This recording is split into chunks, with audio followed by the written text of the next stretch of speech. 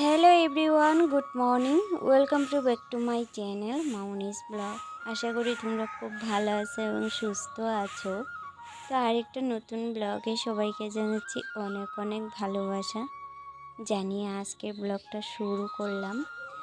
তো কেমন হয়েছে না হয়েছে অবশ্যই কমেন্টে জানিও, আর ভিডিওটা ভালো লাগলে অবশ্যই চ্যানেলটাকে সাবস্ক্রাইব করে আমার পাশে থাকবে। তো বন্ধুরা, সকালবেলা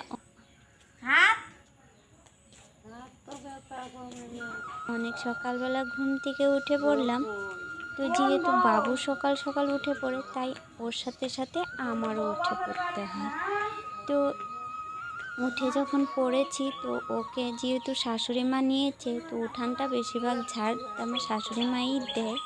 আমি খুব কম দেওয়া হয়, যেহেতু বাবু হওয়ার পর থেকে আমি একটু কমই উঠানটা ঝাড় দেওয়ার আর কি পড়ে। যেহেতু ওই যে বাবুকে সকাল সকাল উঠে পড়ে ওকে নিয়ে একটু ব্যস্ত থাকি, তাই আর কি সকালবেলা ঝাড়টা আমার কমই দেওয়া হয়।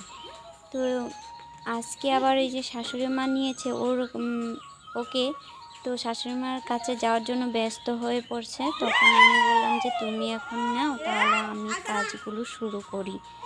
তো সেই কথা মতেই আর কি বাবুকে নিয়ে মানে রাস্তার দিকে ঘুরতে গেলাম, আর আমি এদিকে উঠানটা ঝাড় দিয়ে এলাম। তো উঠানটা ঝাড় দেওয়ার সময় এই যে পিসি শাশুড়ি আসলো। তো পিসি শাশুড়ি একটু অসুস্থ, হাতটা ভেঙে গেছে, তাই আর কি হাঁটতে হাঁটতে এই কয়েকদিন আসেনি আমাদের বাড়িতে। তো আজকে আবার হাঁটতে হাঁটতে সকালবেলা আসলো। তো শাশুড়ি দেখতে পেলে আর কি আমি নিয়ে গেলাম। তো বসবে না বলছে, তো আমি বললাম বসো।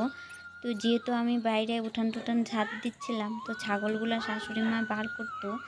তো আমি বললাম, তো পিসি শাশুড়ি আসলে তো তুমি চা করে দাও, আমি ছাগলগুলো বের করে দিই।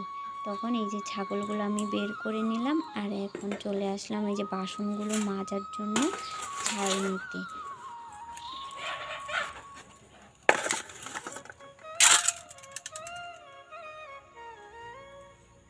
আমি যখন বাইরে বেশিরভাগ বাসন মাজি, তখন আমি উনুনের ছাই দিয়ে বাসনগুলো মাজি। আমার কিন্তু বেশ ভালো লাগে বাসন ছাই দিয়ে মাজতে, কেননা একটা অন্যরকম পরিষ্কার হয়, আর খুব যেন ভালো লাগে। তাই আর কি আমি ওই যে উনুন থেকে ছাই, আগের ব্লগেও বলেছিলাম যে আমার ঘরে উনুন নেই, শাশুড়ি মায়ের ঘরে উনুন আছে, সেখান থেকে আমি উনুন থেকে ছাই তুলে নিয়ে আসলাম, আর এখন এই যে বাসনগুলো এক এক করে মেজে নিলাম। তো চলো। হ্যাঁ, আরেকটা কথা বলি তোমাদেরকে, এই যে বাসন মাজার আগে কিন্তু আমি ঘর দুয়ারগুলো সবগুলো ঝাড় দিয়ে নিয়েছিলাম। ঝাড় দিয়ে তারপরে এসেছি আর কি বাসনগুলো মাজার জন্য। আর রান্নাঘরটাও কিন্তু মুছে নিয়েছি, আর গ্যাস ফ্যাসগুলোও মুছে নিয়েছি। সেটা আর তোমাদের সাথে শেয়ার করিনি। প্রতিদিন তো শেয়ার করি যে বাসন মাজার আগে বা ঘর দুয়ার ঝাড় দেওয়াগুলো মাঝে মাঝে অন্যরকমভাবেও চেষ্টা করি তোমাদের সাথে শেয়ার করার জন্য। তো এদিকে দেখো, তো বাসনগুলো মাজা হয়ে গেছে। তো এদিকে শাশুড়ি মা মুরগিগুলো ছাড়েনি, ভুলেই গেছে হয়তো। একটা ঘরের মুরগি ছেড়েছে, আর একটা ঘরের মুরগিগুলো বন্ধ রেখে দিয়েছিল, ভুলে গেছে হয়তো। তো শাশুড়ি মা যেহেতু ওইদিকে পিসি শাশুড়ির সাথে গল্প করছিল, তাই ভাবলাম যে না, আমি মুরগিগুলো একদম খুব ক্যাঁ মানে শব্দ করছে আর কি, খুব হুলস্থুল করছে, একটাকে আরেকটা মারামারি করছিল।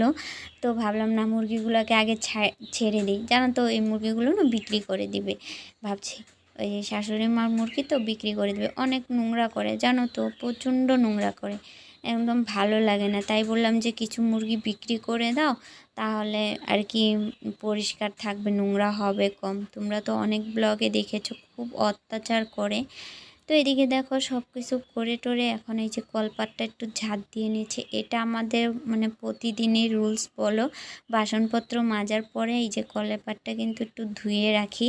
কেন, যেহেতু এমনি মুরগির অত্যাচার, তার মধ্যে যদি পরিষ্কার করে না রাখো তখন তো আরও বেশি অত্যাচার করবে। তো এই যে দেখো কেমন অত্যাচার করতেছে।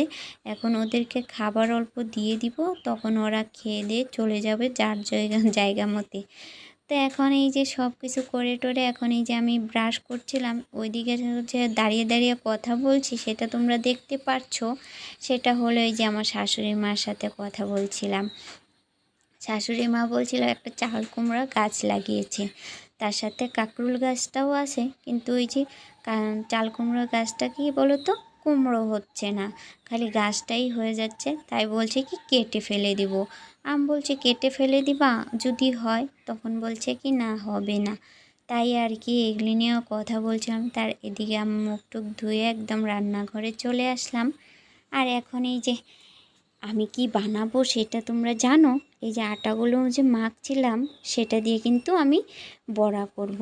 অনেকে কলা বা কাঁঠালের রস বা কলা দিয়েও বানালে কিন্তু বেশ ভালো লাগে।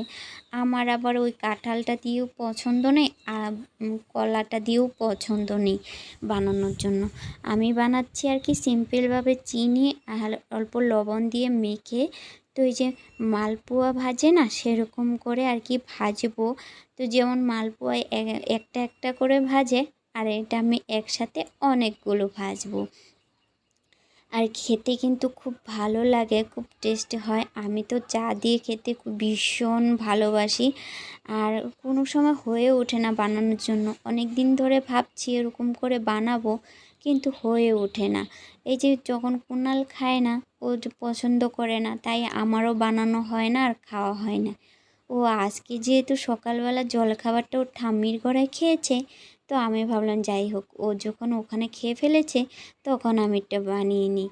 তো এই কারণেই আমি আজকে এটা ভাবছিলাম, তো ভাবলাম তোমাদের সাথেও শেয়ার করি। তোমরাও এইভাবে কিন্তু বাড়িতে ট্রাই করো, কিন্তু খেতে কিন্তু খুব ভালো লাগে আর সফট একদম হয়। আমার তো ভীষণ ভালো লাগে। তো যাই হোক, এই যে এক এক করে আমি দিয়ে নিচ্ছিলাম।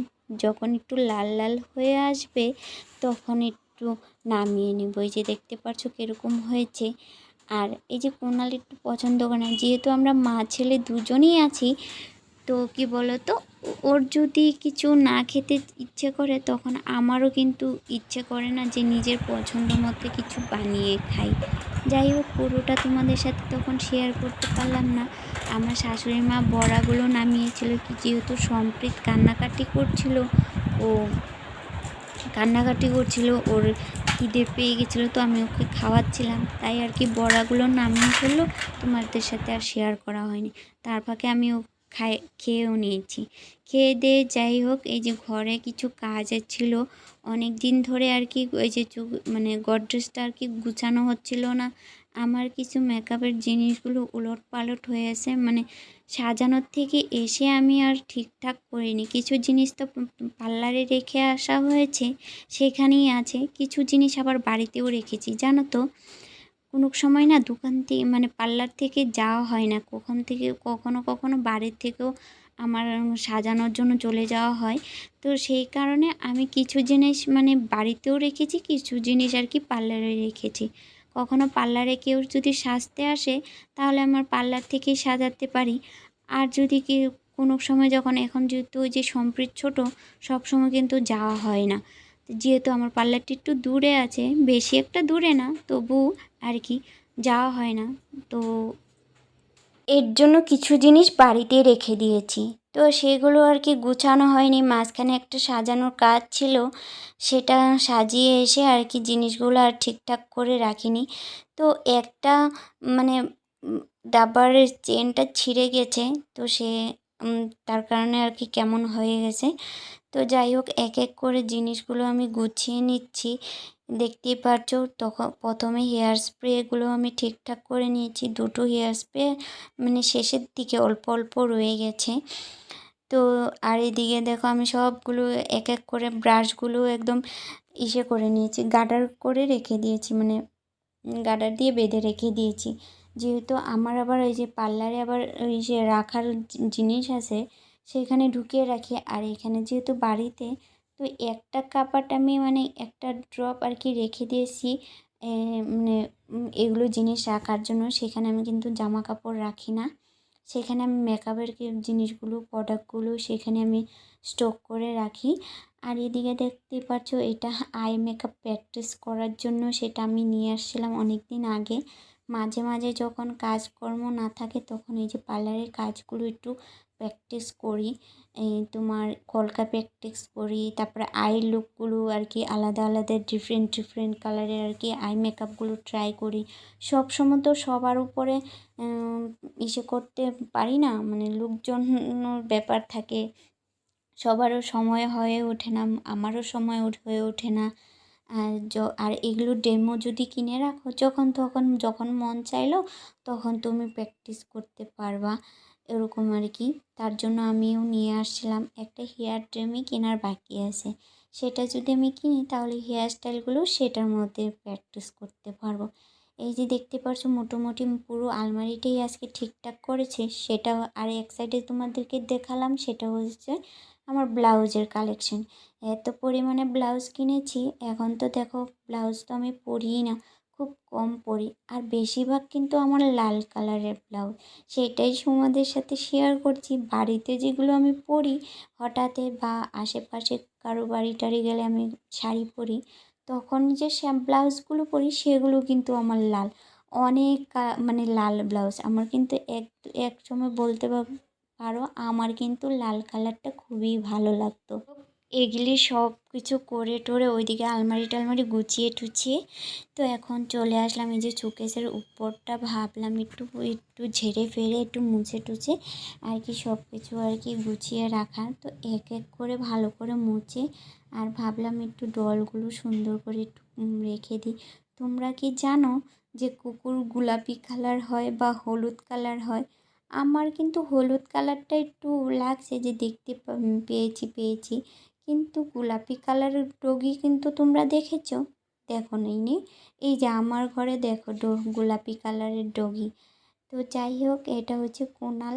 আমি যখন বাপের বাড়ি গিয়েছিলাম অনেক ছোট তখন, ওর যখন 2 বছর বয়স, তখন যখন বাপের বাড়ি গিয়েছিলাম ট্রেনের থেকে ওই ডলটা কিনে নিয়ে আসছে, মানে পুতুলটা কিনে নিয়ে আসছিলো, ডগি পুতুলটা। তো সেটাই আর কি আজকে ভাবলাম শোকেসের সাইডগুলোতে একটু মানে ডল মানে পুতুলগুলো দিয়ে আর কি সাজিয়ে রাখি। তো আলাদা করে একটু সাজালে ভালো লাগে, কিন্তু যাই হোক আমার ক্যামেরাটা একটু ঘুলো ঘুলো লাগছে, কেন জানি না, আমার একটু প্রবলেম হচ্ছে মোবাইলটা, তার জন্য তোমাদের সাথে ভালো করে আর কি দেখাতে পারলাম না। তো মোটামুটি আমার শোকেসের উপরটা গোছানো হয়ে গেছে, তো সব কিছু আমি গুছিয়ে নিলাম। তো তোমাদের দেখতে কেমন লাগলো অবশ্যই কমেন্টে জানিও। আর এদিকে দেখো ঘর মুছতে মুছতে দেখো বাবু উঠে পড়েছে, আর শাশুড়ি মা যেহেতু বাড়িতে নেই তো ওকে নিয়েই আমার ঘরগুলো মুছতে হচ্ছে, মানে ডান্ডা দিয়ে মুছলাম, আর কিছুতে ও নামছিল না। আর যদিও নামে আর কি সব কিছু তছনছ করে দেবে, পাছাটা আর কি উলঙ্গই হয়ে আসে। তো যাই হোক কিছু মনে করো না, তারপরে আর কোনো ব্লগে শেয়ার করতে পারিনি। তো চলো।